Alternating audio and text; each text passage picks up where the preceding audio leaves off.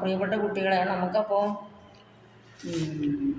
ദ്രഷ്ടവ്യം ശാസ്ത്രചക്ഷുഷ എന്നുള്ള 9ാമത്തെ പാഠത്തിൽ 4 ശ്ലോകങ്ങളാണുള്ളതെന്ന് പറഞ്ഞു.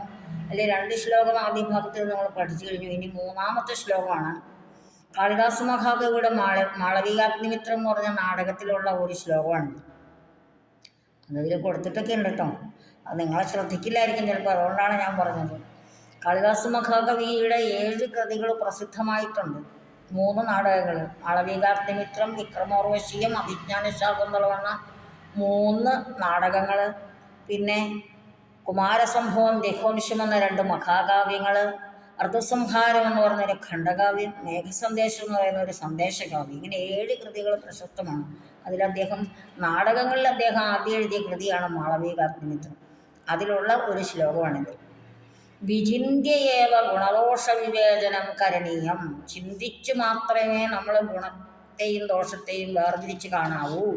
ചിന്തിക്കാതെ വേറെ ആരെങ്കിലും പറയണ കേട്ടിട്ട് അത് നല്ലത് ഇത് നല്ലതെന്ന് പറയാൻ പാടില്ല. നമ്മൾ മനസ്സിലാക്കിയിട്ട് വേണം, ഒരു കാര്യത്തെക്കുറിച്ച് നമ്മൾ ചിന്തിച്ചിട്ട് വിശകലനം ചെയ്തിട്ട് വേണം അത് നല്ലതോ ചീത്തയോ എന്ന് പറയാൻ. അപ്പോൾ നമുക്ക് ശ്ലോകത്തിലേക്ക് കിടക്കാം.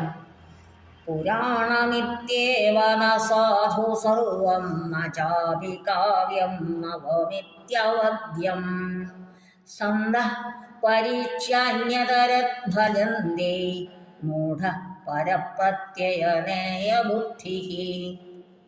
പുരാണമിത്യേവ ന സാധു സർവം. പുരാണം എന്ന വാക്കിന് ഇവിടെ പഴയത് എന്നാണ് അർത്ഥം എടുക്കേണ്ടത്.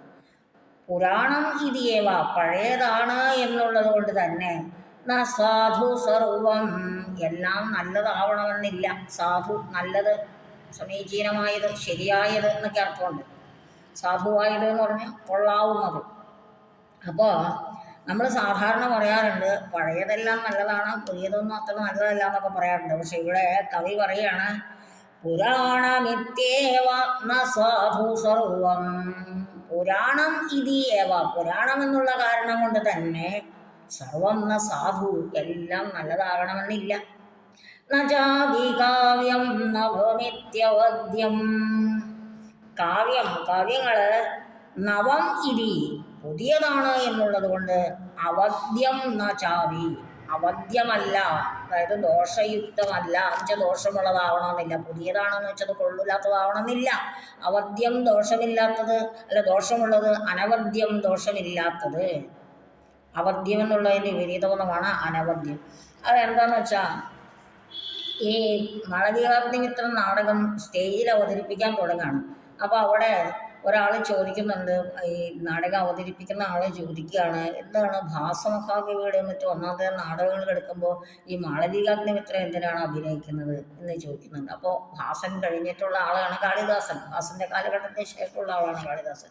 അപ്പോൾ കാളിദാസൻ മഹാകവിയുടെ ഈ നാടകം എന്തുകൊണ്ട് അവതരിപ്പിക്കുന്നു എന്ന് സൂത്രധാരൻ പറയുകയാണ്. പുരാണമിത്യേവ ന സാധു സർവം. പഴയതാണെന്ന് വിചാരിച്ചെല്ലാം മികച്ചതാവണമെന്നില്ല. ന ചാപി കാവ്യം നവമിത്യവദ്യം. പുതിയതാണെന്ന് വെച്ച് എല്ലാം ദോഷയുക്തവുമല്ല. സന്തഃ, സജ്ജനങ്ങളാകട്ടെ, പരീക്ഷിച്ച് നോക്കിയിട്ട്, വായിച്ചു നോക്കിയിട്ട്, പഠിച്ചു നോക്കിയിട്ട്, ചിന്തിച്ചു നോക്കിയിട്ട്, അന്യതര ഭജന്തേ, അതിലേതാണ് നല്ലതെന്ന് വെച്ചാൽ അത് സ്വീകരിക്കും. അതാണ് അന്യതര ഭജന്തേ. ഇനി മൂഢ പരപ്രത്യയനേയ ബുദ്ധിഃ. മൂഢനാകട്ടെ പരപ്രത്യയം, മറ്റുള്ളവൻ്റെ വിശ്വാസത്താൽ നയിക്കപ്പെടുന്ന ബുദ്ധിയോട് കൂടിയവനാണ്. എന്ന് പറഞ്ഞാൽ മറ്റുള്ളവൻ വായിച്ചു നോക്കിയിട്ട് അയാൾ പറയുന്നു ഇത് നല്ലതാണെന്ന് പറയുമ്പോൾ അത് ഏറ്റെടുത്ത് വിശ്വസിച്ചുകൊണ്ട് നല്ലതാണ്, മാളവികാഗ്നിമിത്രം കേമമാണ് എന്ന് ആരെങ്കിലും പറഞ്ഞാൽ അങ്ങനെയല്ല. അല്ലെങ്കിൽ കാളിദാസൻ്റെ കൃതികളെല്ലാം കേമമാണ്, അല്ലെങ്കിൽ ഭാസൻ്റെ എല്ലാം നല്ലതാണ്, കാളിദാസൻ്റെ ചിലത് നല്ലതല്ല എന്നിങ്ങനെയൊക്കെ പറയാതെ നമ്മളത് വായിച്ചു നോക്കണം, അല്ലെങ്കിൽ മനസ്സിലാക്കണം. ഏത് കാര്യവും നമ്മൾ സ്വയമേവ മനസ്സിലാക്കിയിട്ട് അതിൻ്റെ വിശ്വാസ്യതയെ സ്വീകരിക്കണം. അതാണ് സന്തഃ, സജ്ജനങ്ങൾ. പരീക്ഷ അന്യതരഭജന്തേ, പരീക്ഷിച്ച് നോക്കിയിട്ട്, വായിച്ചു നോക്കിയിട്ട്, മനസ്സിലാക്കിയിട്ട്, കാര്യങ്ങൾ കണ്ടറിഞ്ഞിട്ട്, ഗ്രഹിച്ചിട്ട്, അന്യതരത്ത് 2 3 ഉള്ളതിന് ഏതെങ്കിലും ഒന്നോ നല്ലതായിട്ടുള്ളതിനെ ഭജന്തേ സ്വീകരിക്കുന്നു. മൂഢന്മാരാകട്ടെ വായിച്ചു നോക്കാനൊന്നും മെനക്കെടില്ല, അല്ലെങ്കിൽ നോക്കി കണ്ടറിഞ്ഞ് അതിൻ്റെ കാര്യങ്ങൾ മനസ്സിലാക്കാനൊന്നും ശ്രമിക്കില്ല. അതിനൊക്കത്തുള്ള ആരെങ്കിലും പറഞ്ഞു നല്ലതാണെന്ന് ഇട്ടു, അല്ലെങ്കിൽ ഏതെങ്കിലും സുഹൃത്തുക്കൾ പറഞ്ഞാൽ നല്ലതാണെന്ന് അത് വിശ്വസിച്ചു. എന്നിട്ട് കാളിദാസൻ്റെ മാളികാഗ്നി ഇത്രയും ഗംഭീരമാണ്, ഭാസൻ്റെ കർണഭാരം ഗംഭീരമാണ്, അങ്ങനെയൊക്കെ. മറ്റുള്ളവർ പറയുന്നത് കേട്ട് പറയാൻ പാടില്ല. ആരെങ്കിലും മുൻപേ ഗമിച്ചീടിനെ ഗോവു തൻ്റെ പിൻപേ ഗമിക്കുന്ന ബഹുഗോക്കളെല്ലാം ഒരു ചൊല്ലുണ്ട്. ആരെങ്കിലും മുന്നേ പോയി നടന്നു പോകുന്ന ഒരു വ്യക്തി എന്ത് ചെയ്തു, അല്ലെങ്കിൽ നമുക്ക് മുമ്പുള്ള ആളുകൾ എന്ത് ചെയ്തു, അത് തന്നെ അനുവർത്തിക്കാതെ നമ്മൾ നല്ലതിനെയും ചിത്തയെയും വേർതിരിച്ചറിയണം. അതാണ് വിചിന്യയേവ ഗുണദോഷ വിവേചനം കരണീയം എന്ന് അതിൻ്റെ ഒരു തുടക്കം പ്രാരംഭമായിട്ട് പറഞ്ഞിരിക്കുന്നു. ചിന്തിച്ചു മാത്രമേ ഗുണദോഷ വിവേചനം ചെയ്യാവൂ. നമ്മൾ ചിന്തിച്ച് നോക്കണം, നമ്മൾ വായിച്ചു നോക്കണം.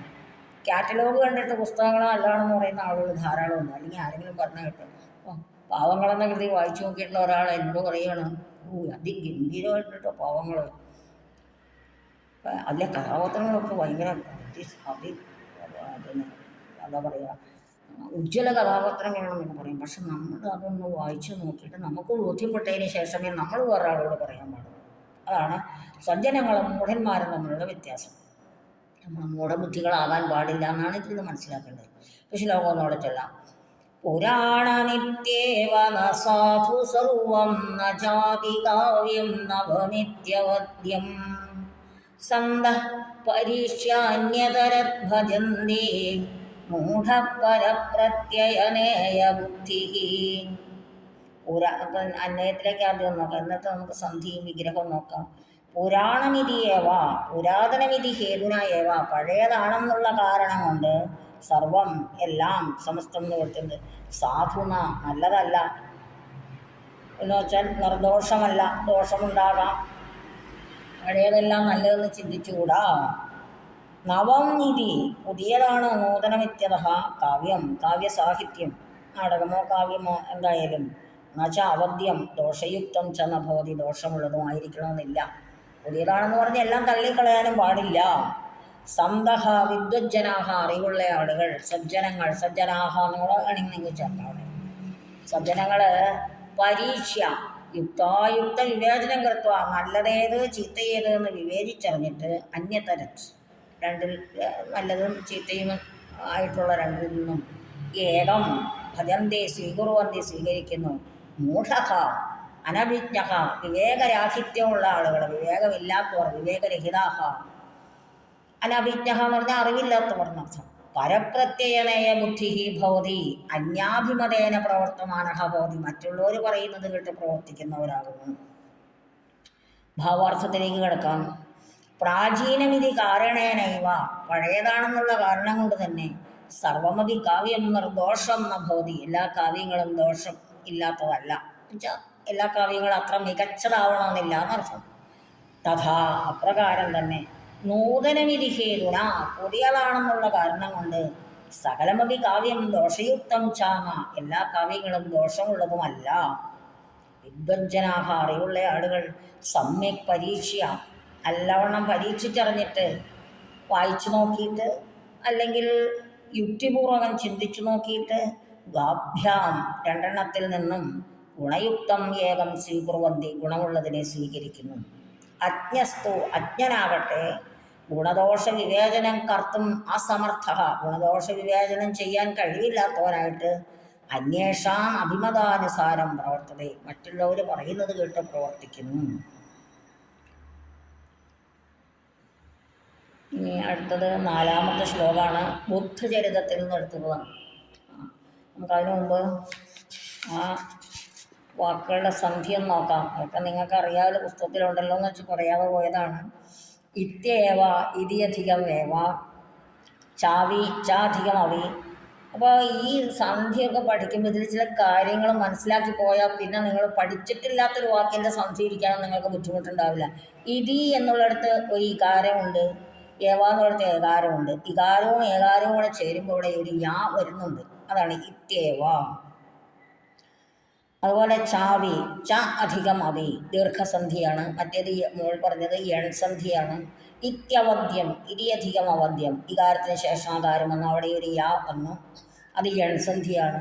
പരീക്ഷ അന്യതരത് ഭജന്തി, അവിടെ രണ്ട് സന്ധിയുണ്ട്, പരീക്ഷ അന്യതരത്ത്, അവിടെ ദീർഘസന്ധി, പരീക്ഷ അന്യതരത്ത്. പിന്നെ തകാരം ദകാരമായി മാറുന്നുണ്ട്, അത് ശുദ്ധസന്ധി എന്നൊക്കെ പറയും. അപ്പോൾ അങ്ങനെ പരീക്ഷ അന്യതരത് ഭജന്തി. സന്ധ്യയൊക്കെ വരുമ്പോൾ നിങ്ങൾക്ക് കാര്യം അതിൻ്റെ നിയമങ്ങളൊന്നും അറിയേണ്ടാത്തതാണെങ്കിൽ നിങ്ങൾ ചിന്തിച്ചു നോക്കണം. അവിടെ എന്ത് മാറ്റമാണ് വന്നതെന്ന് ഒരു നിമിഷം ഒന്ന് ചിന്തിക്കാനൊക്കെ സമയമൊക്കെ ഉണ്ട് കേട്ടോ. സംസ്കൃതമൊക്കെ പഠിക്കാൻ ഒരുപാട് സമയമുണ്ട് നിങ്ങൾക്ക്. പരീക്ഷ എഴുതാനാണെങ്കിലും പരീക്ഷ എഴുതുമ്പോൾ തിടുക്കൊന്നും കൂടാതെ നന്നായിട്ട് ചിന്തിച്ച് നമ്മൾ ശ്ലോകത്തിൽ പറഞ്ഞതുപോലെ പരീക്ഷയിൽ നോക്കണം.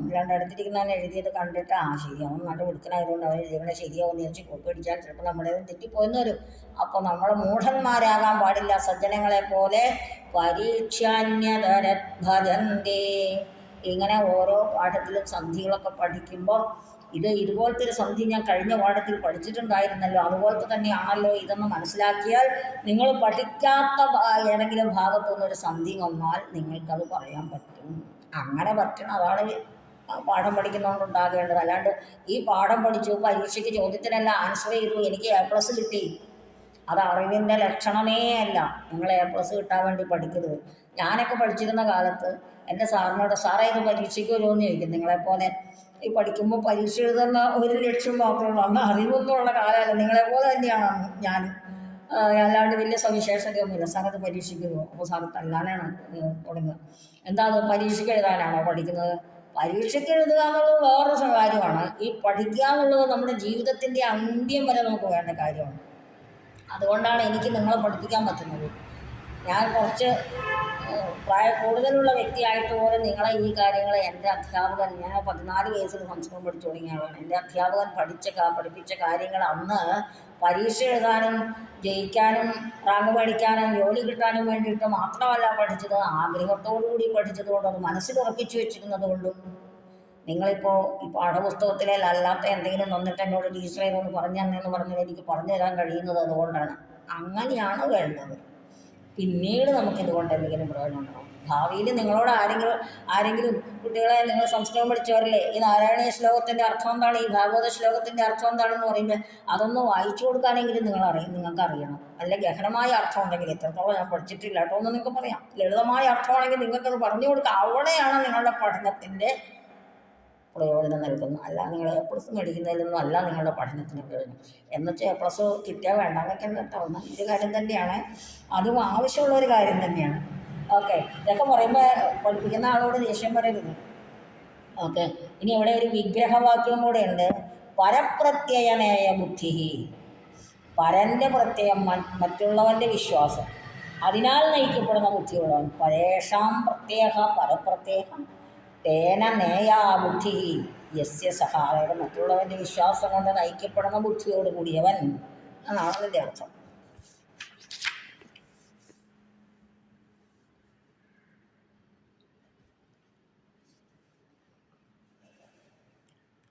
ഇനി നമുക്ക് 4ാമത്തെ ശ്ലോകത്തിലേക്ക് കിടക്കാം. സ്വപ്രയത്നേന കിം സത്യമിതി ജ്ഞാത്വാ തദേവ സ്വീകരണീയം.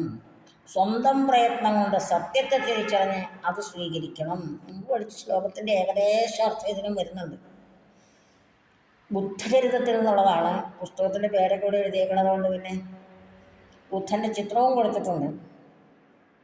യദസ്തി നാസ്തീതി യേഷ സംശയ പരസ്യ വാക്യേർന മമത്ര നിശ്ചയ അവേത്യ തത്വം തപസാ ശമേന ച സ്വയം ഗ്രഹിഷ്യാമി യദത്ര നിശ്ചിതം.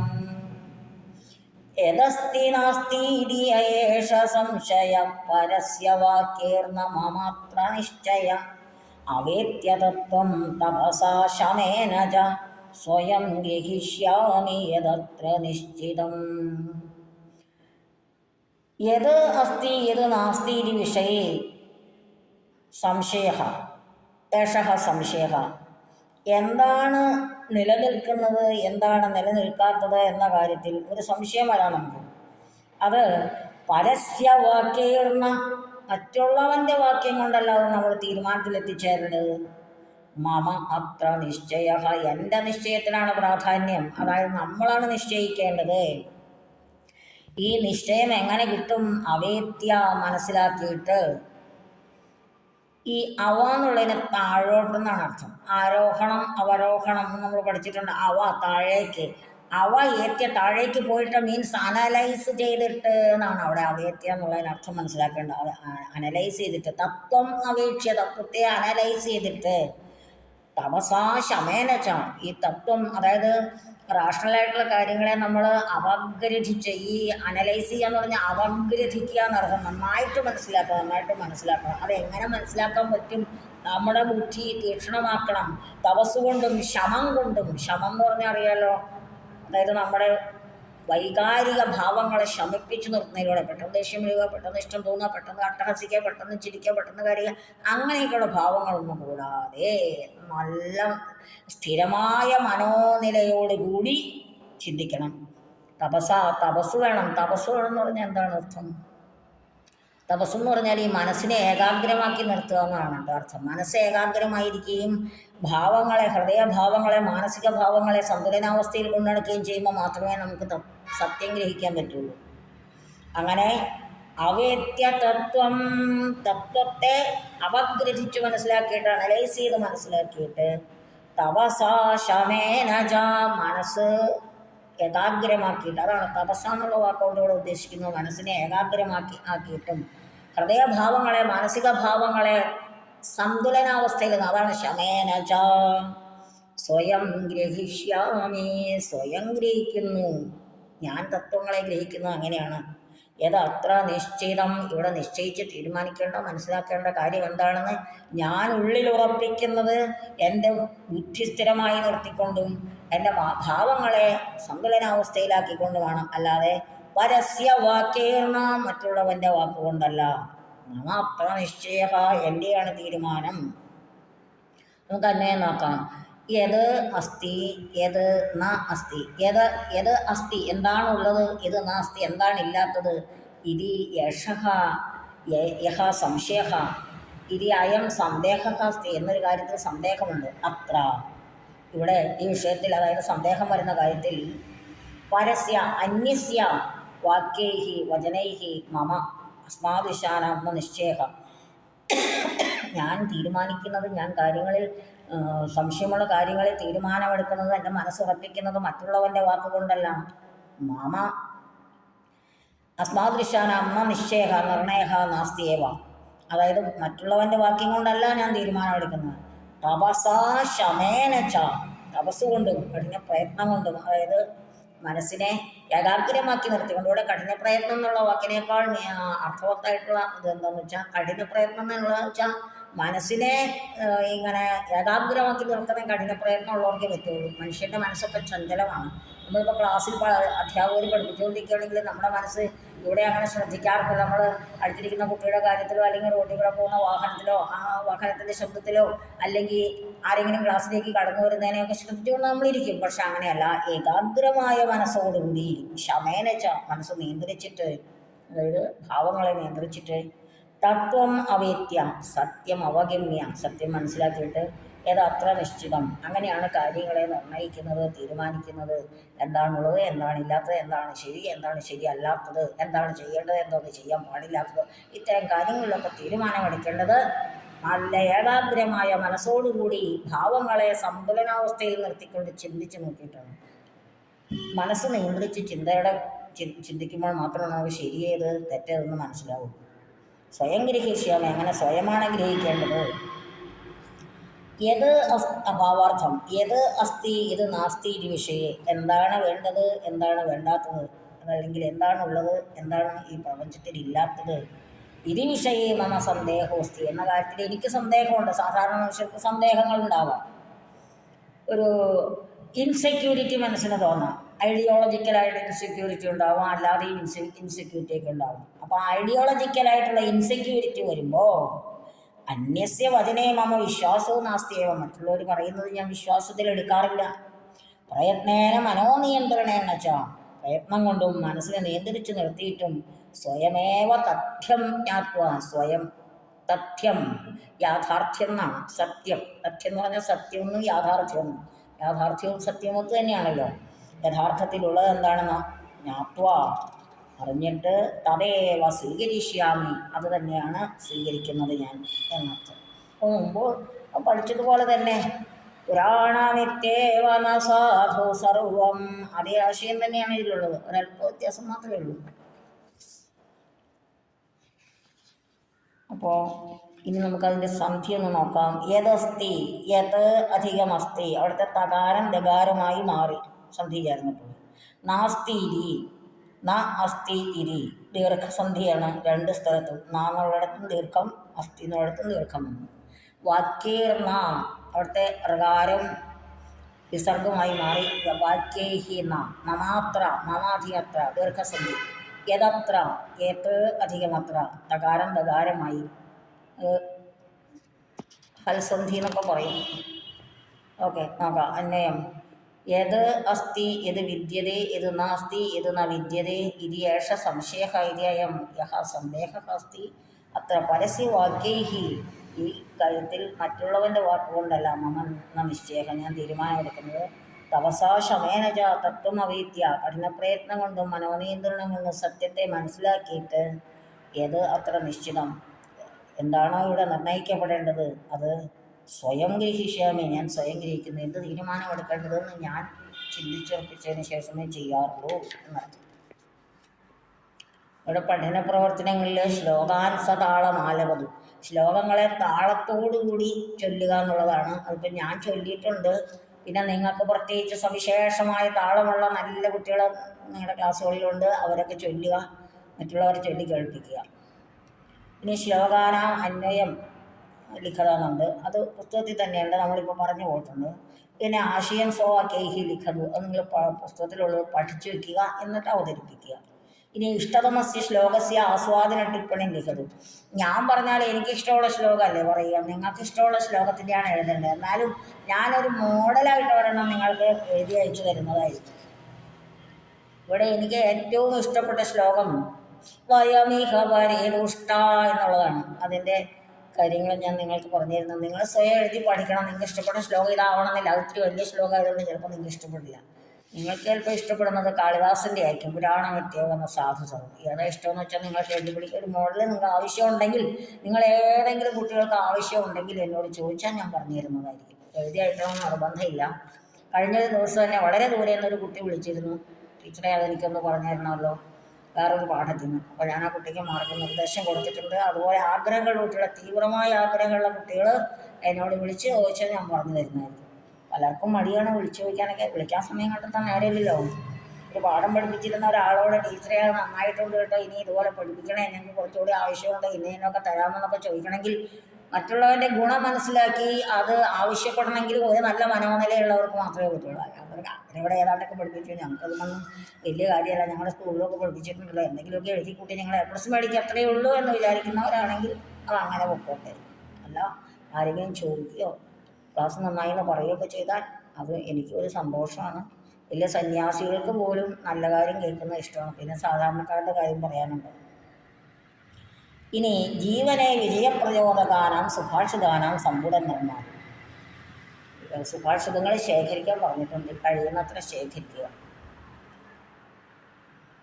പിന്നെ ക്രിയാപദ പരിചയമൊന്നും നിങ്ങൾക്ക് പരീക്ഷയ്ക്ക് ചോദിക്കാത്തതുകൊണ്ട് ഞാനിപ്പോൾ പറഞ്ഞാലും നിങ്ങൾ ശ്രദ്ധിക്കുകയൊന്നുമില്ല. ഓക്കെ, അപ്പോൾ ഈ പാഠം അങ്ങനെ കഴിഞ്ഞു. ഇനി നമുക്ക് 10ാമത്തെ പാഠം പഠിപ്പിക്കുമ്പോൾ കാണാം. അതിനു മുമ്പ് നിങ്ങൾ എന്നോട് ആവശ്യപ്പെട്ടാൽ ഞാൻ ഇതിൻ്റെ വിശദീകരണങ്ങൾ ഇനിയും വേണമെങ്കിൽ തരുന്നതായിരിക്കും. എല്ലാവരും നല്ലോണം പഠിക്കുക, പരീക്ഷയ്ക്ക് എഴുതുക, മാർക്ക് വാങ്ങിക്കുക, എന്നിട്ട് വിളിച്ചറിയിക്കുക, ഞങ്ങൾ ടീച്ചറെ ഞങ്ങൾക്ക് എല്ലാവർക്കും എ+ കിട്ടിയിട്ടോ, ഞങ്ങൾ നല്ലോണം പഠിച്ചു കിട്ടോ എന്നൊക്കെ പറഞ്ഞാൽ എനിക്കും സന്തോഷം.